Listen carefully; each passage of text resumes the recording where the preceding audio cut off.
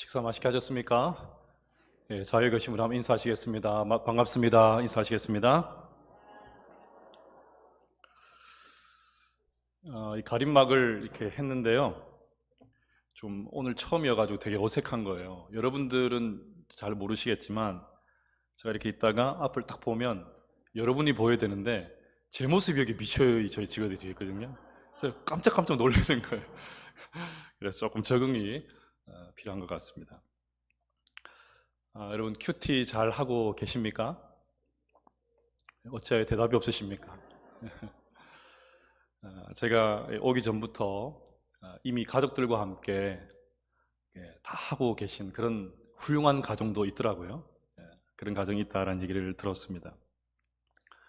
또 이렇게 새롭게 시작해 보려고 노력하는 그런 분들도 계실 줄 압니다. 또 어떤 분들은 마음은 원이로되 육신이 약하도다. 이 말씀이 참 나에게 해당되는 말씀이구나 라고 하면서 이런저런 이유로 중단한 그런 분들도 계실 것입니다. 운동을 좀 해보신 분들은 아실 텐데요. 근육이 금방 생기지 않죠. 영적인 근력도 마찬가지입니다. 좋은 습관이 생기려면 시간이 많이 필요합니다. 그러니 낙심하지 마시고 하루하루 매일같이 말씀 묵상하는 일에 열심히 내시기를 간절히 소망합니다.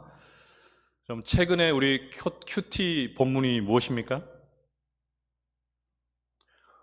저를 왜 이렇게 실망시키십니까? 다시요. 우리 최근 큐티 본문 무엇이죠? 사무엘상이죠. 제가 사무엘상을 묵상하면서 제 눈을 사로잡았던 그런 구절이 있습니다. 사무엘상 3장 3절입니다. 우리 같이 한번 읽어보도록 하겠습니다. 시작. 하나님의 등불은 아직 꺼지지 아니하였으며 사무엘은 하나님의 궤에 있는 여호와의 전안에 누웠더니. 아멘. 하나님의 등불이 아직 꺼지지 않았다. 이 구절이 제 시선을 사로잡았습니다. 그래서 오늘은 이 말씀을 중심으로 함께 말씀의 은혜를 나누려고 합니다.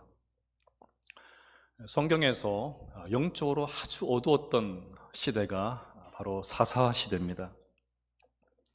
사사시대의 끝자락을 배경으로 하고 있는 것이 사무엘상입니다. 사무엘서는 사사시대에서 왕정시대로 넘어가는 과도기에 있었던 그 역사를 그리고 있습니다. 근데 사무엘서가 어떻게 시작하고 있는지 아십니까? 제가 몇 번 설교할 때 부분 말씀드렸던 그런 기억이 있습니다. 불임으로 고통받고 있는 한나라는 여인의 이야기로 시작합니다. 사무엘상 1장 5절과 6절 같이 읽어보겠습니다. 시작. 한나에게는 갑절을 주니 이는 그를 사랑함이라. 그러나 여호와께서 그에게 임신하지 못하게 하시니 여호와께서 그에게 임신하지 못하게 하심으로 그의 적수인 분인나가 그를 심히 격분하게 하여 괴롭게 하더라. 아멘. 이스라엘 민족의 역사를 기록하면서 하나님께서 그 시작을 여인의 이야기로 시작하는 것이 조금 이상합니다. 왜 하나님은 사무엘서를 시작하면서 한 여인의 불임 이야기로 시작하실까요? 불임으로 인해 고통받고 있는 한 여인의 이야기가 그 시대를 가장 잘 보여주는 상징이었기 때문입니다. 그보다 더 적절한 그런 그림 언어는 없었기 때문입니다. 사사시대를 한마디로 요약한 것이 사사기 21장 25절이죠. 그때에 이스라엘에 왕이 없으므로 사람이 각기 자기 소견에 옳은 대로 행하였더라. 왕이 없기는 왜 없습니까? 하나님께서 엄연하게 이스라엘의 왕이셨습니다. 하지만 사사시대의 이스라엘 백성들은 하나님을 왕으로 모시기를 거부했습니다. 하나님의 말씀이 그들의 삶에 아무런 영향력을 행사하지 못했습니다. 아니, 더 정확하게 말하면 이스라엘 백성들이 하나님의 손길을 단호하게 거부했습니다. 이러니까 남는 것은 무엇입니까? 자기 생각, 자기 고집, 자기 경험, 자기 철학, 이런 것밖에 없지 않습니까? 자연히 이스라엘 백성들 중에서 제대로 된 하나님의 자녀를 찾을 수가 없습니다. 선민으로 자처하는 이스라엘 백성들이었지만 그들 가운데 하나님 백성다운 삶의 열매를 맺는 백성이 아무도 없었습니다. 말은 하나님의 백성이라고 하는데 그들의 삶을 보니까 도무지 하나님을 보여주지를 못합니다. 하나님 백성은 이런 삶을 살아야 된다 하는 수많은 열매들이 있는데 그 열매를 찾아볼 수가 없습니다. 그들은 불임 상태에 있었던 한나처럼 하나님 말씀대로 사는 하나님의 자녀들을 단 한 명도 잉태하지 못했습니다. 이런 측면에서 이스라엘 백성들의 영적 상태를 적나라하게 보여주는 것이 한나의 불임이었습니다.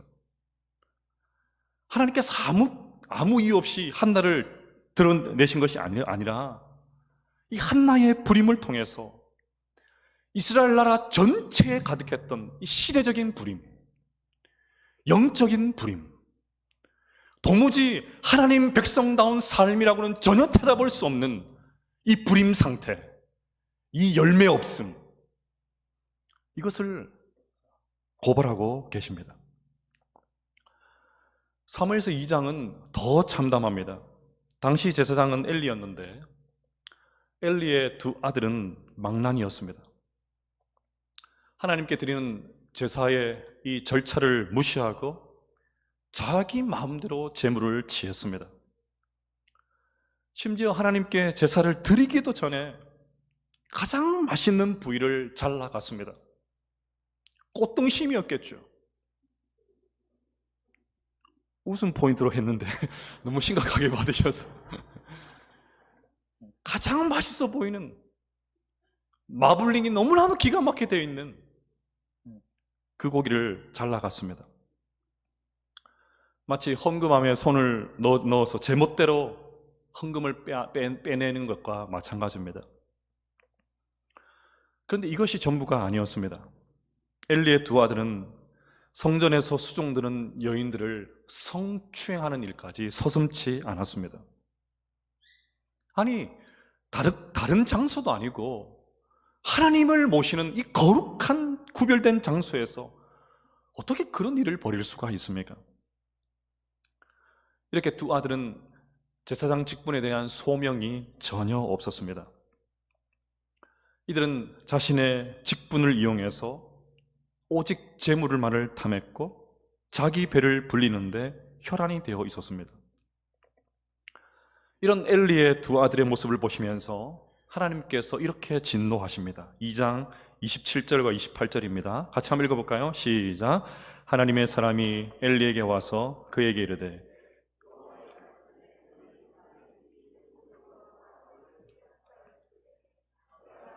나타나지 아니하였느냐? 이스라엘 모든 지파 중에서 내가 그를 택하여 내 제사장으로 삼아 그가 내 제단에 올라 분향하며 내 앞에서 에봇을 입게 하지 아니하였느냐? 이스라엘 자손이 드리는 모든 화제를 내가 내 조상의 집에 주지 아니하였느냐? 아멘. 이 두 절을 보면 하나님께서 동일한 표현을 사용하십니다. 아니하였느냐? 아니하였느냐? 이 구절을 보면 하나님께서 엘리 가정, 이 가문을 향해서 뭔가 기대가 있었다는 것을 알 수가 있습니다. 하나님 말씀대로 엘리 제사장 가정은 하나님의 특별한 은혜를 받았습니다. 엘리 제사장은 조상적부터 하나님의 임재를 경험한 집안이었습니다. 많은 지파들 가운데 특별히 하나님께서 엘리 가정을 제사장 가문으로 세워주셨습니다. 그래서 다른 일들 하지 않아도 백성들이 가져다주는 재물만을 가지고도 얼마든지 잘 살 수 있었던 집안이 엘리 집안입니다. 하지만 이렇게 하나님의 특별한 은혜와 은총과 축복을 받았지만 엘리와 두 아들은 제사장 직분을 귀하게 여기지 않았습니다. 제사장 가정이 더 하나님을 무시하고 더 하나님 말씀을 경멸했습니다. 이처럼 사사시대는 제사장 가정마저 영적으로 완전히 파탄난 가정, 이스라엘 백성들에게도 아무런 열매를 맺을 수 없고 제사장 가문도 아무런 기대를 할 수 없는 완전히 파탄난 그런 상태였습니다. 성경은 당시 엘리 제사장의 상태를 이렇게 묘사합니다. 오늘 읽었던 1절과 2절인데요. 아이 사무엘이 엘리 앞에서 여호와를 섬길 때에는 여호와의 말씀이 희귀하여 이상이 흔히 보이지 않았더라. 엘리의 눈이 점점 어두워 가서 잘 보지 못하는 그때에 그가 자기 처소에 누웠고. 엘리가 눈이 어두웠다는 말은 단순히 나이가 많이 들어서 시력이 감퇴했다는 말이 아닙니다. 생물학적 이 시력이 멈춰버렸다, 그런 말을 뜻하는 것이 아닙니다. 하나님의 이상이 보이지 않는 것과 엘리의 눈이 잘 보이지 않는 이것을 통해서 이스라엘 백성들의 이 너무나도 암울한 현실을 드러내고 계십니다. 철저하게 흑암으로 변해버린, 어디에도 소망이 없는, 영적으로 완전히 닫혀있던 그 시대를 하나님께서 폭로하고 계십니다. 이처럼 사무엘상은 암울한 그런 시대를 배경으로 하고 있습니다. 특별히 사무엘상 초반부는 매우 분위기가 무겁습니다. 저는 이런 사무엘상의 모습을 보면서 한국교회와 상황이 참 비슷하다라는 생각을 하게 되었습니다. 최근 몇 년간 뉴스를 통해서 한국교회의 민낯이 방송을 통해 생생하게 전해졌습니다. 대표적인 것이 대형 교회를 중심으로 한 교회 세습입니다. 우리 지역 주변에 그런 교회가 있는지는 모르겠지만 제가 직전에 사역했던 교회 가까이에 그 유명한 M교회가 있었습니다. 명성교회입니다. 그 교회에서 나온 분들이 도저히 참을 수가 없어서 결국 뛰쳐나온 분들이 직전에 사역했던 교회에도 많이 오셨기 때문에 그분들이 신방할 때마다 그분들이 가지고 있는 아픔과 상처를 가까이에서 들을 수가 있었습니다. 교회 지도자들의 성 스캔들은 이제 단골 메뉴가 되었습니다. 2년 전인가요? 급기야 검은 마스크를 쓴 피해자들이 공개적으로 기자회견을 하는 그런 일들까지 있었습니다. 교회 갈등으로 인한, 교회 분열로 인해서 싸움장으로 변한 그 모습이 뉴스를 통해서 생중계되는 그런 일들도 있었습니다. 물론 불순한 그런 세력들이 악의적인 보도로 교회를 무너뜨리려고 한다, 이런 합리적인 의심이 드는 것도 사실입니다. 하지만 교회 안에 이런 일이 실제로 일어나고 있다는 것 또한 우리는 부인할 수가 없습니다. 이런 내용이 한번 보도되고 나면 목사인 저는 상당히 위축을 받습니다. 예전에 같이 운동을 했던 분들 가운데 불신자들이 참 많았습니다. 그런데 이런 일들만 탁 생기면 괜히 와가지고 친한 척하면서 목사님 어떻게 생각해요? 막 비아냥거리기 시작합니다. 평소에는 말도 안 붙이던 그런 분들이 한 건 잡았다는 표정으로 다가옵니다. 꼭 들으라는 식으로 교회에 대해서 이러쿵 저러쿵 재판관 행세를 해댑니다. 이렇게 교회가 세상의 조롱거리가 되고 말았습니다. 코로나는 이런 상황을 더 가중시키고 있습니다. 엎친 데 덮친다는 말이 꼭 이때 쓰는 말인 것 같습니다. 2019년 9월 한국행정연구원에서 한국에 있는 여러 단체에 대한 신뢰도 조사를 했습니다.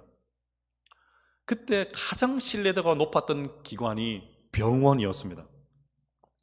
가장 높았다고 해서 퍼센테이지가 굉장히 높은 것은 아니었고요. 62%였습니다.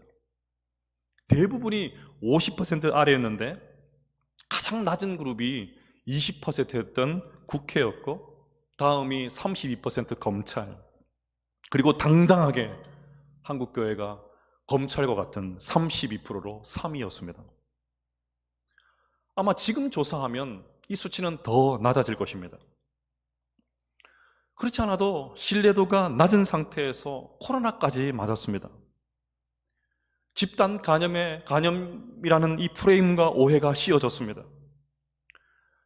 최초의 집단 감염의 진원지였던 신천지와 교회가 별반 다르지 않다는 인식이 퍼지기 시작했습니다.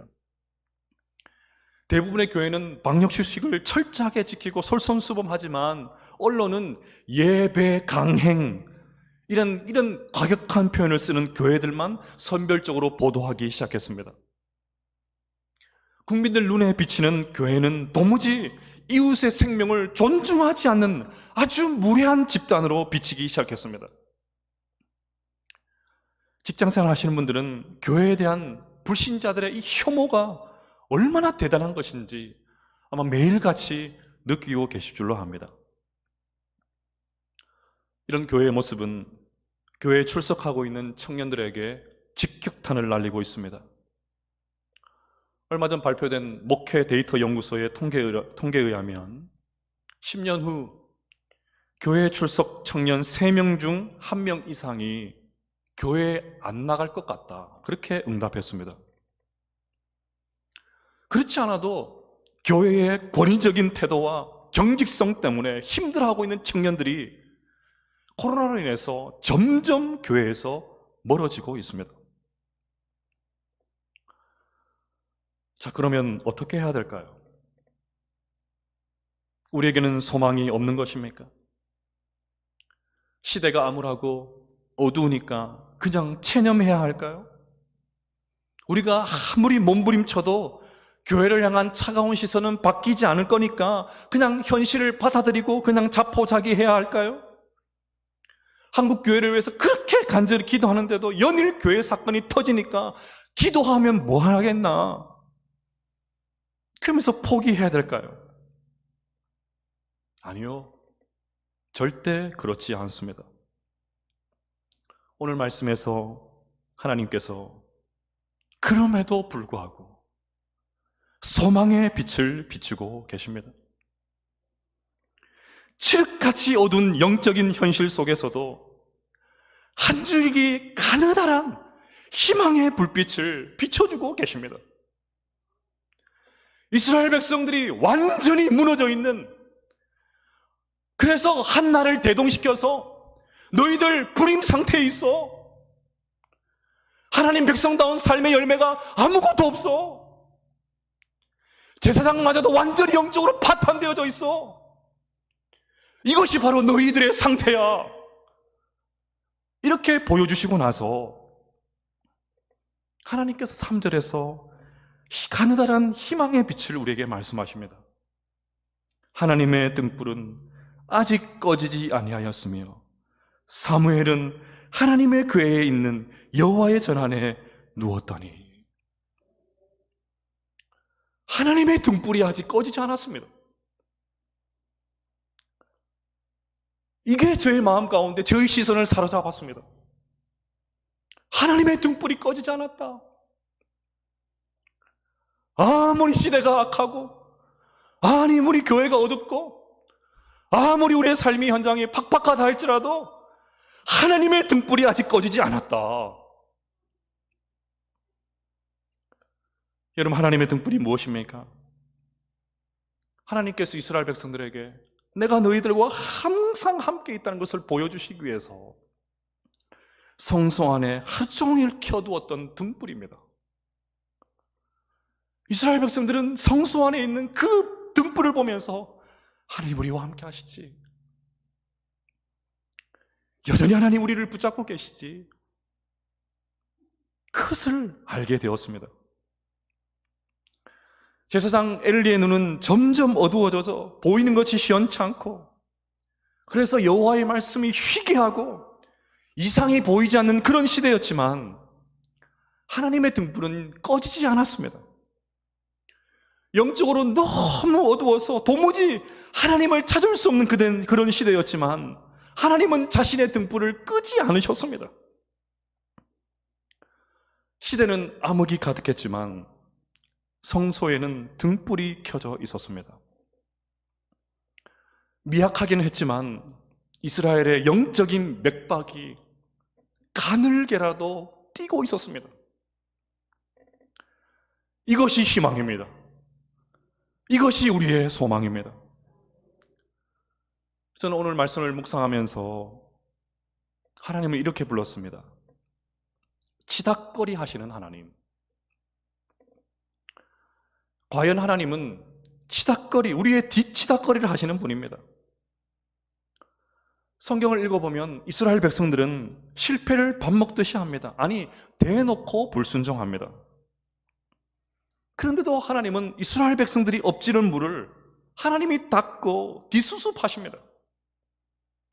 분명 이스라엘 백성들이 잘못했는데 마치 본인이 잘못한 것처럼, 자기가 부족해서 그런 것처럼 백성들이 다 이걸 저질러 놓고 그 뒷수습은 하나님께서 하십니다. 이스라엘 백성들은 자신들의 한 일은 생각하지도 않고 늘 이렇게 소리 지릅니다. 왜 선민인 이스라엘 백성들이 망해야 되는가? 하나님이 살아계시긴 한가? 우리가 도대체 뭘 잘못했다고 하나님께서 우리에게 이렇게 하시나? 이런 말만 합니다. 열왕기서를 보면 이런 모습이 참 잘 나타납니다. 열왕기서의 1차 독자, 열왕기서를 처음 읽었던 1차 독자들은 포로 생활을 하고 있는 이스라엘 백성들입니다. 포로 생활을 하고 있는 사람들의 입장에서 가장 주된 감신자가 뭐겠습니까? 언제 이 지긋지긋한 포로 생활이 끝나나? 언제 석방되나? 언제 고향으로 돌아가나? 뭐 그런 것 아니겠습니까? 그런데 좀 더 근원적인 질문들이 그들에게 있었습니다. 선민인 우리 이스라엘 백성들이 왜 망하게 되었지? 망하지 않을 것으로 그렇게 확신했던 왜 유다 나라가 망하게 되었지? 이스라엘 백성들이 그런 의구심을 가지고 있는 거예요. 그것에 대한 해답이 열왕기서입니다. 하나님이 대답하십니다. 왜 망하게 되었냐고? 너희들이 다 나를 버리고 우상 숭배했기 때문이다. 내가 그렇게 말했는데도 끝까지 불순종했기 때문이다. 그래서 너희들 망하게 되었어. 그런데 하나님께서 덮어놓고 막무가내로 이스라엘을 심판하신 것이 아닙니다. 유독 열왕기서를 보면 하나님의 사람, 하나님의 선지자, 이런 단어가 많이 나와요. 하나님의 사람, 하나님의 선지자. 무려 114번 나옵니다. 무슨 말이십니까? 하나님께서 이스라엘 백성들을 심판하시기 전에 수많은 하나님의 사람들, 수많은 하나님의 선지자들을 보내셔서 경고도 하시고 기적도 베풀어 주셔서 돌아올 기회를 주셨다는 말입니다. 그런데도 그들이 끝내 안 돌아왔어요. 그래서 열왕기서의 제일 중요한 주제는 하나님의 심판은 정당하다. 하나님의 심판은 정당하다. 무수한 기회를 줬는데 너희들이 다 발로 차버렸잖아. 그래서 내가 너희들이 내린 심판은 정당해. 이것이 열왕기서의 주제입니다. 그런데도 하나님이 크게 안쓰러워서 선지자를 보내서 다 이루십니다. 말로 안 되니까 막 온갖 스펙타클한 기적을 베풀어 주십니다. 사실 그럴 필요가 없거든요. 잘못은 이스라엘 백성들이 했지 않았습니까? 한두 번도 아니고 끊임없이 고집을 피우고 폐역한 길로 갔지 않습니까? 그러니까 그냥 심판받게 그냥 내버려 두셔도 아무 상관이 없습니다. 그러신다도 해도 그렇게 하셔도 입댈 사람 아무도 없습니다. 하나님은 할 만큼 하셨습니다.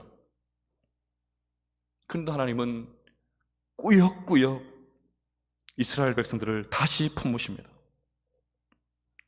회복시키기 위해서 다시 일하십니다. 그런 이스라엘을 그냥 두지 않으시고 또 다시 기회를 주십니다. 여러분, 이것이 우리의 소망이고 희망입니다. 조국교회 현실을 보면 답답합니다. 교회는 말할 필요도 없고 우리 자신의 모습을 한번 보십시오. 실망하지 않을 수 없습니다. 세상의 이런저런 손가락질과 비난 때문에 주눅이 들어서 어디 가서 자신 있게 나 교회 다녀요 말도 못합니다. 지금 우리들의 모습은 너무 씹히고 밟혀서 소생이 불가능한 것처럼 보입니다. 우리 안에 패배의식이 가득합니다. 네, 우리 안에는 소망이 없습니다. 하지만 하나님의 등불은 꺼지지 않았음을 믿으시기를 바랍니다. 지금도 하나님께서 여전히 살아계셔서 주님의 몸된 교회를 끝까지 지키시고 인도하심을 믿으시기를 바랍니다. 하나님께서 우리를 다시 들어서 고쳐서 사용하실 것을 소망하시기를 바랍니다. 어떤 경우에도 하나님의 등불은 꺼지지 않습니다. 이것이 우리의 소망이고 희망입니다. 자, 그럼 마지막으로 한번 생각해 보겠습니다. 자, 그러면 등불을 끄지 않으신 하나님은 이 어두운 시대 속에서 어떻게 일하실까요? 어두운 세상을 밝히는 하나님의 방법은 무엇일까요? 어두운 시대를 밝히는 하나님의 방법은 말씀의 등불을 켜는 것입니다. 그것이 하나님의 방법입니다. 하나님의 방법은 언제나 동일하십니다. 아무리 상황이 어려워도 하나님은 단 한 번도 방법을 바꾸지 않으십니다. 끝까지 정말 신실하게 계속해서 말씀의 등불을 켜십니다. 하나님께서 당신의 말씀을 사람들의 마음속에 심으십니다. 그리고 그 말씀을 붙잡는 그 한 사람을 통해서 시대를 바꾸어 가십니다. 오늘 읽었던 말씀에 하나님께서 시대를 밝히는 등불로 사무엘을 사용하셨습니다. 어느 날 사무엘이 성막에서 자다가 자기를 부르는 소리를 듣습니다. 엘리 제사장이 나를 부르는가 보다 싶어서 부르셨습니까? 찾아갔는데 안 불렀다는 거예요. 또 똑같은 소리가 들려서 또 갔더니 안 불렀다고. 3번이나 엘리는 그런 일이 벌어지니까 엘리가 비로소 그것이 하나님의 음성이라는 것을 깨닫습니다. 엘리가 인생 말년에 가장 잘한 일이 이거예요. 그리고는 사무엘에게 다시 음성이 들리면 이렇게 말해라. 여호와여 말씀하옵소서. 주의 종이 듣겠나이다. 또다시 하나님의 음성이 들립니다. 사무엘이 하나님의 음성을 듣고 하나님께서 사무엘의 마음 가운데 말씀의 등불을 켜주셨습니다. 그 말씀의 등불을 켠 사무엘을 통해서 시대의 어둠을 밝히는 등불로 하나님께서 사용하셨습니다. 오늘 우리 시대에 영적인 어둠을 밝히는 하나님의 방법도 동일합니다. 하나님은 우리 한 사람 한 사람이 말씀의 등불을 켜고 다니기를 원하십니다. 그 말씀의 등불로 시대를 밝히고 방향을 제시하고 따뜻하게 만들기를 원하십니다. 시대를 바꾸기 위해서 하나님의 거창한 그런 기적을 기대하지 마십시오. 조국 교회의 이 암울한 상황을 고치기 위해서 하늘의 엄청난 능력만을 구하지 마십시오. 시대가 어두우면 어두울수록 신앙의 기본기로 돌아가야 합니다. 신앙의 기본기를 다시 튼튼하게 해야 합니다. 하나님의 방법은 언제나 우리 안에 말씀의 등불을 켜는 것입니다. 그러니 오늘부터 무슨 말씀을 듣더라도 은혜만 받으려고 하지 마십시오. 위로만 받으려고 하지 마십시오. 물론 그것은 꼭 필요합니다. 은혜도 받고 위로도 받으시고 더 나아가서 변화되려고 하십시오. 한 말씀이라도 내 마음 가운데 그 말씀의 등불을 켜기 위해서 몸부림치십시오. 그 한 말씀을 꽉 붙잡고 결단하도록 구체적으로 응답하십시오. 성경 한 구절을 읽어도 건성으로 읽지 마시고 한 말씀이라도 붙잡으십시오. 나 10장 읽었네, 20장 읽었네, 그것이 중요한 것이 아니고 읽은 구절 가운데 한 문장이라도 매일매일 마음 가운데 새기는 것. 큐티를 하더라도 습관적으로 하지 마시고 한 말씀 붙잡고 그 말씀대로 살아가십시오. 그것이 내 마음의 등불을 켜고 그 등불을 통해서 우리 이 시대와 우리 교회가 변하게 될 줄로 믿습니다. 조니 에릭슨 타다라는 여성이 있습니다. 그녀는 17살에 대학 입학을 앞두고 다이빙을 하던 중에 사고를 당해서 전신마비가 되었습니다. 이때 참 조니 주변에 좋은 영적인 친구들이 있었습니다. 그 친구들이 찾아와서 성경 구절을 읽어주었습니다. 그때 그녀의 마음을 울린 한 구절이 있었습니다. 우리가 알거니와 하나님을 사랑하는 자, 곧 그 뜻대로 부르심을 입은 자들에게는 모든 것이 합력하여 선을 이루느리라. 로마서 8장 28절이죠.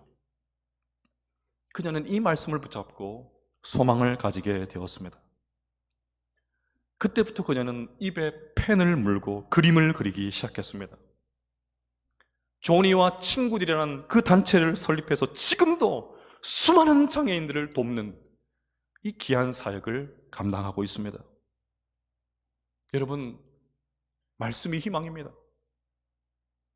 한참 민감한 20대 여자아이가 밥도 제대로 먹지도 못하고 몸도 누군가가 씻겨줘야 되고 대소변도 누군가가 치워줘야 하는, 그래야 살 수 있는 그런 인생을 살았던 이 조니의 심정이 어떠했겠습니까? 그래서 그녀의 글을 보면 하루에도 몇 번이고 자살 생각을 했다고 합니다. 하지만 조니는 하나님 말씀을 붙잡고 그 말씀을 마음의 등불로 켰습니다. 그 마음의 등불, 말씀의 등불이 켜지자 조니를 통해서 수많은 장애인들 심령 가운데 마음의 등불을 켜게 만들었던 것입니다. 하나님은 지금도 우리 모두를 말씀의 등불을 켠 사무엘로 부르고 계십니다. 사무엘이 이스라엘의 암울한 역사를 새롭게 하는 태양과 같은 그런 존재로 떠올랐던 것처럼 우리 모두가 이 시대를 밝히는 말씀의 등불이 되기를 간절히 소망합니다. 그 등불이 우리가 매일같이 들고 다니는 이 성경 66권에 주어졌습니다. 이 말씀을 정말 마음판에 새기고 할 말씀이라도 내게 주어지지 않는다면 내가 오늘 하루 살아가지 않겠다, 그런 굳은 결의로 살아가시기를 바랍니다. 그러면 내가 어떤 형편에 있든지 간에, 어떤 상황 가운데 있든지 간에 우리 모두도 이 시대의 사물이 될 줄로 믿습니다. 그리고 이렇게 말씀의 등불을 켠 우리를 통해서 우리의 가정과 교회와 직장과 사회가 새로운 희망의 역사를 펼치게 될 줄로 믿습니다. 기억하십시오. 하나님의 등불은 꺼지지 않았습니다. 할렐루야.